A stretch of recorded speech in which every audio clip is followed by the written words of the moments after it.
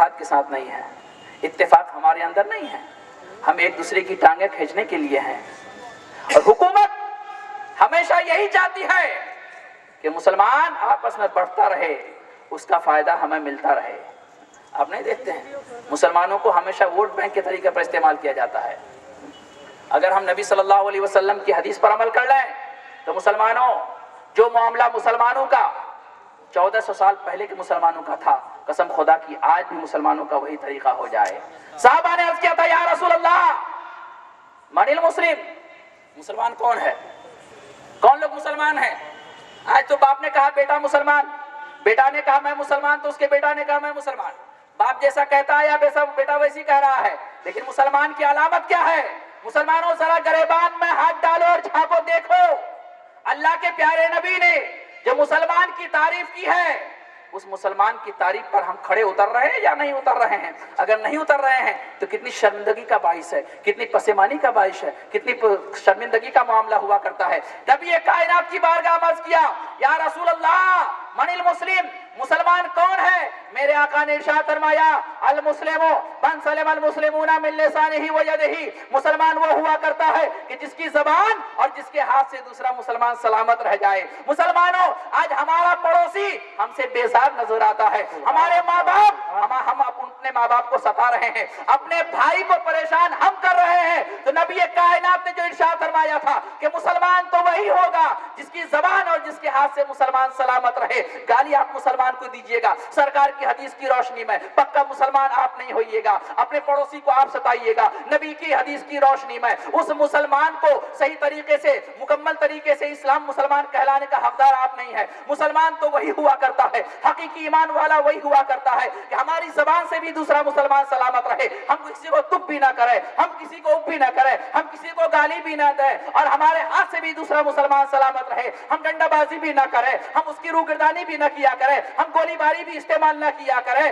اگر ایسا ہو گیا تو رسول اعظم کے فرامین کے مطابق مسلمانوں مسلمان کہلانے کا حقدار نہیں ہوگے، اور جب مسلمان اپنے اسلامی تقاضا کی خاطر مسلمان کہلانے کا حق نہیں ہوتا ہے، پھر ایسا کیسے ہو سکتا ہے کہ دستور اسلام پر وہ چلتا ہوا نظر آئے گا؟ دستور اسلام پر تو وہی چلے گا جو پکا مسلمان ہوگا۔ نبی کائنات نے ارشاد فرمایا، لا یؤمن احدکم حتی اکون احب الیہ من والدہ وولدہ والناس اجمعین، اس وقت تک کوئی شخص مومن نہیں ہو سکتا جب تک کہ میں اس کے نزدیک اس کے ماں اور باپ اور خوش و اقارب اور سارے لوگوں سے زیادہ محبوب نہ ہو جاؤں۔ محبت کرنی ہو رسول کائنات سے محبت کرو، اسلام مکمل ہو جائے گا۔ نبی کائنات سے عقیدت رکھو، اسلام مکمل ہو جائے گا، مسلمان مومن کہلاؤ گے۔ نبی کائنات کی محبت کا تقاضا یہ ہوا کرتا ہے، نبی نے ارشاد فرما دیا ہے، نماز میری آنکھوں کی ٹھنڈک ہے۔ نبی کائنات نے ارشاد فرمایا کہ نماز میرے دل کی ٹھنڈک ہے۔ اگر آپ نماز نہیں پڑھیے گا، رسول کائنات کے دل کو ٹھنڈک کیسے پہنچے گی؟ آپ محبت کا دعوے دار ہیں، لیکن رسول کائنات کو جب اپنا محبوب مانتے ہیں، اپنا آئیڈیل مانتے ہیں، اپنا پیشوا مانتے ہیں، تو رسول کائنات کے سارے فرامین پر عمل کرنا پڑے گا۔ نبی کائنات نے تو ارشاد فرمایا تھا، مکمل طریقے سے اسلام میں داخل ہو جاؤ۔ اسلام میں مکمل طریقے سے داخل ہونے کا مطلب کیا ہوتا ہے مسلمانوں؟ اسلامی شریعت میں ڈھل جاؤ، مکمل طریقے سے اسلام کے فرامین کو اور اسلام کے احکام کو اپنے دامن سے لگا لو اور اللہ تبارک و تعالیٰ کی بارگاہ میں سرخرو ہو جاؤ۔ اگر آپ نے ایسا کیا ہے تو آپ کی دنیا بھی سنور جائے گی اور آپ کی آخرت بھی سنور جائے گی۔ اللہ تبارک و تعالیٰ نے اپنے محبوب کو معراج میں بلا کر لوگوں کو تو یہی درس دے دیا ہے، اے لوگوں صرف معراج کو میرے محبوب کے لیے سفر کا طریقہ مت مان لینا، معراج کو اپنا ذریعہ نجات مان لینا، اسی لیے کہ میں نے محبوب کو بلایا ہے معراج پر، تو کم سے کم اس لیے بلایا ہے کہ جب تم لا الہ الا اللہ پڑھو، جب تم جنت کی خوشخبری دو، تو کم سے کم اتنا نہ سوچ لو کہ جنت کو کسی نے دیکھا نہیں ہے، جنت حق ہے یا نہیں ہے، جنت ہے بھی یا نہیں ہے، جہنم کو کسی نے نہیں دیکھا ہے، جہنم ہے بھی یا نہیں ہے، اللہ تبارک و تعالیٰ کو کسی نے دیکھا نہیں ہے، اللہ ہے بھی کہ نہیں ہے۔ میں نے اپنے محبوب کو ان ساری چیزوں کا جلوہ دکھا دیا ہے تاکہ دنیا مان لے کہ جو مشاہدہ کر کے آیا ہے اس کا مشاہدہ ہم نے کر لیا ہے۔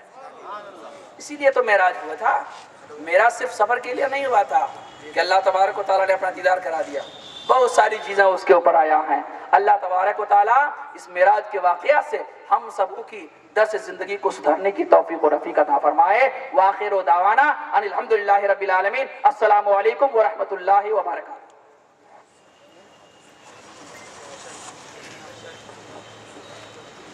سبحان اللہ. حضرات تشریف رکھیں. علماء کرام کی آمد کا سلسلہ جاری ہے. ابھی آپ کے سامنے حضرت مولانا مفتی شہزور اتاری صاحب جو بہار سے کل ہند بزم رحمت عالم کی خصوصی دعوت پر تشریف لائے تھے، مخاطب کرنے کی سعادت حاصل کر رہے تھے اپنے ولولہ انگیز خطاب سے. حضرت قبلہ نے سرفراز فرمایا. اسی مناسبت سے شاعر فرماتے ہیں کہ عرش سے نور چلا اور حرم تک پہنچا، عرش سے نور چلا اور حرم تک پہنچا، سلسلہ میرے گناہوں کا کرم تک پہنچا، سلسلہ میرے گناہوں کا کرم تک پہنچا. اور ان کی معراج کے وہ جانے کہاں تک پہنچے، ان کی معراج کے وہ جانے کہاں تک پہنچے، میری معراج کے میں ان کے قدم تک پہنچا، میری معراج کے میں ان کے قدم تک پہنچا.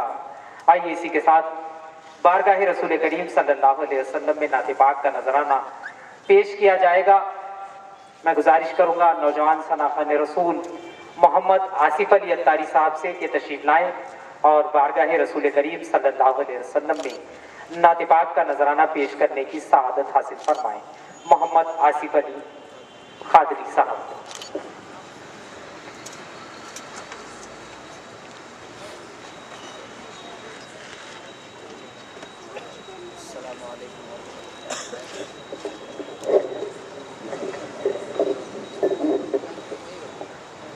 السلام علیکم ورحمۃ اللہ وبرکاتہ. ان اللہ وملائکتہ یصلون علی النبی یا ایھا الذین آمنوا صلوا علیہ وسلموا تسلیما.